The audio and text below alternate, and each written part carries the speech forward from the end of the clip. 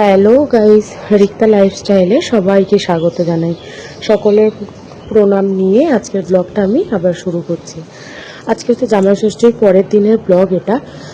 সারাদিনে কি কি করলাম, কি রান্না বান্না হলো, সেটাই আজকে তোমাদের সাথে শেয়ার করব। কাল স্যাটারডে ছিল, তো নিরামিষ রান্না হয়েছিল, ভালো রকমভাবে কিছু রান্না বান্না হয়নি, মানে মাছ মাংস সেসব তো কিছুই হয়নি। আজ তো সানডে, তাই তো একটু জামাই ষষ্ঠী স্পেশাল মাটন করতেই হবে। রান্না হয়েছিল মাটন, আর রান্না হয়েছিল ইলিশ মাছের পাতুরি, ইলিশ মাছ ভাপা, আর হয়েছিল ভেন্ডি আলু ভাজা। তো এখানে প্রথমে দেখো কড়াইতে দিয়ে দিয়েছিলাম আলু। তেলটা গরম হয়ে যাওয়ার পর আলুটা দিয়ে দিলাম।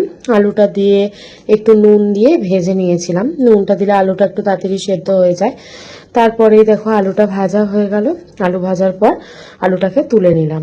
তুলে নেওয়ার পরেই ফোড়ন দিয়ে দিলাম, জিরে ফোড়ন, তেজপাতা, শুকনো লঙ্কা। ওগুলোকে একটু লাল লাল করে ভেজে নেব।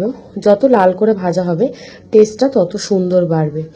আর এখানে দেখো মশলা করা হয়ে গেছিলো, আমার বর মশলা করে দিয়েছিল, আর মা আদা রসুন পেঁয়াজ আর টমেটোগুলো আর পেস্ট করা হয়নি, টমেটোগুলো গোটাই দেওয়া হয়েছে।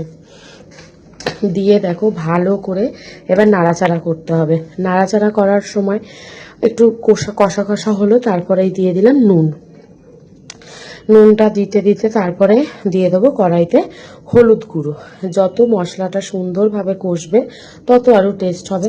দেখো আমার মশলাটা কষে কয়টুকু হয়ে গেছে। এখানে দেখো গাইস, দিদি দই নিয়ে দাঁড়িয়ে আছে, কারণ মাংসতে প্রথমে দইটা ছিল না বলে দইটা দেওয়া হয়নি, আর ওটা মাসি দাঁড়িয়েছিল।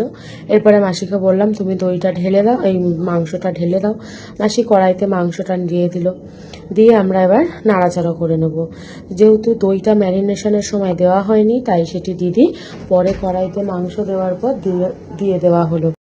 মাংসতে দই দিলে তো মাংসর টেস্টটা বেড়ে যায়, এটা তো স্বাভাবিক ব্যাপার। তো আর পেঁয়াজ কুচিটা তখন একসাথে মাখানো হয়নি, ওটা ওপরেই দেওয়া ছিল, সেহেতু মাংসটা আরও সুন্দর টেস্ট হয়ে যাবে। দইটা দিয়ে মাংসর কালারটাও একটু অন্যরকম হয়ে যাবে, খুব সুন্দর কালারটা চলে আসবে আস্তে আস্তে। তোমরা দেখতে থাকো। আমি এবার নাড়াচাড়া করে নেব। যেহেতু জামাই ষষ্ঠী স্পেশাল, তাই জন্য একটি বড় কড়াইতে দেখো রান্না হচ্ছে অনেকটাই, যেহেতু মাংস ছিল পরিমাণটা। তারপরেই দেখো আমি নাড়াচাড়া করে নিচ্ছি। এই যে নাড়াচাড়া করে আবার একটু গরম জল করে নিয়েছিলাম। খাসির মাংস তো একটু মানে সেদ্ধটা হতে একটু টাইম লাগে, একটু গরম জল দিতে হবে, একটু নাড়াচাড়া করতে হবে।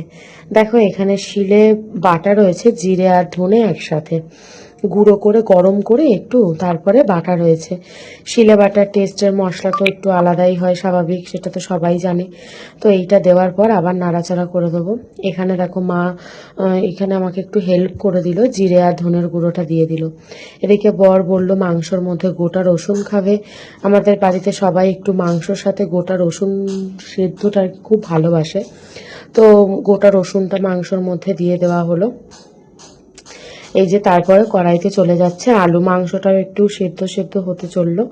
দিয়ে কড়াইতে আমি সব আলুগুলো এখানে দিয়ে দিলাম। আলুটা দিয়ে আবার নাড়াচাড়া করতে হবে, অনেকটা মাংস তো একটু টাইম তো লাগবেই, যেহেতু সবাই আমরা ছিলাম সেহেতু। এবার দেখো এখানে নাড়াচাড়া করে হচ্ছে, সবাই মিলে একসাথে থাকলে তো একটু আনন্দ হবেই বলো, এটা তো সবাই জানে। তো এখানে আমি বাচ্চা কাচ্চাগুলো সবাই রয়েছে, এখানে কষা মাংস তোলা হচ্ছে, আমি রান্না করছিলাম। তো এই যে কষা মাংস তোলা হচ্ছে প্রথমে বাচ্চাগুলোর জন্য, দিয়ে কষা মাংসটা তুলবো। আজকে খুব আনন্দ করেছি আমরা সবাই মিলে, আবার সবাই কবে একসাথে হব তার ঠিক নেই। এরপরেই আবার বরের জন্য মাংস তুলে দিলাম। বর আবার মুখে দিয়ে টেস্ট করাও হয়ে গেল। ওইদিকে আবার মাকেও দিয়েছিলাম, এদিকে বাবাও টেস্ট করেছে, সবাই আর কি কষা মাংস মোটামুটি টেস্ট করেছে। তারপরে এই যে গাইস দেখো বাবা মাংস চেবাচ্ছে। আচ্ছা, তারপরেই আমার মাংসটা রেডি হয়ে গেল। এরপরে ওইদিকে মাকেও দিয়ে দিয়েছিলাম, বরকেও দিয়ে দিয়েছিলাম মাংস, মাও টেস্ট করলো, এদিকে বরও টেস্ট করলো। তো গাইস দেখো আমার মাংসটা প্রায় রেডি। এখানে গরম জল ছিল হাঁড়িতে, আমি গরম জলটা ঢেলে দিলাম।